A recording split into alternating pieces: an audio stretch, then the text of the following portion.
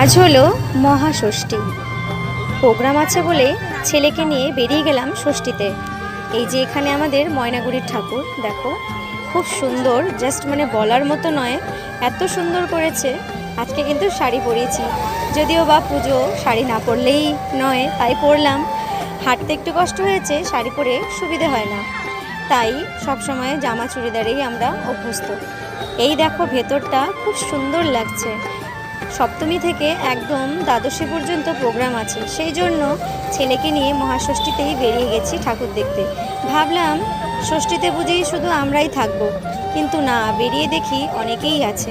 যাই হোক, পুজো দেখা শেষ, খাবার খেতে হবে। বাড়ি গিয়ে কিন্তু আর কিছু খাবো না। ছেলে আবদার করেছে বিরিয়ানি খাবে।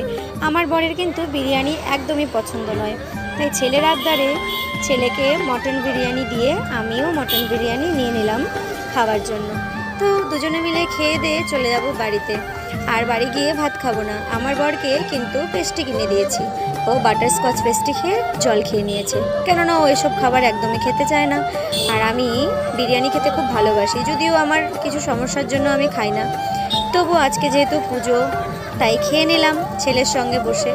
ছেলে বারবার ক্যামেরাটা চাইছিল, সেজন্য আমি রাগ হচ্ছিলাম, কেননা আমার মুখের এক্সপ্রেশন দেখে তোমরা হয়তো ভাবছো আমি খেয়ে খেয়ে কেন এরকম করছি। বিরিয়ানিটা কিন্তু বেশ ভালোই হয়েছে, জাস্ট অসাধারণ। তার মধ্যে অতিরিক্ত কিছু ছিল না, একদম নর্মাল। শেষে ছেলেকে একটু দেখিয়েই দিলাম। চলো, টাটা।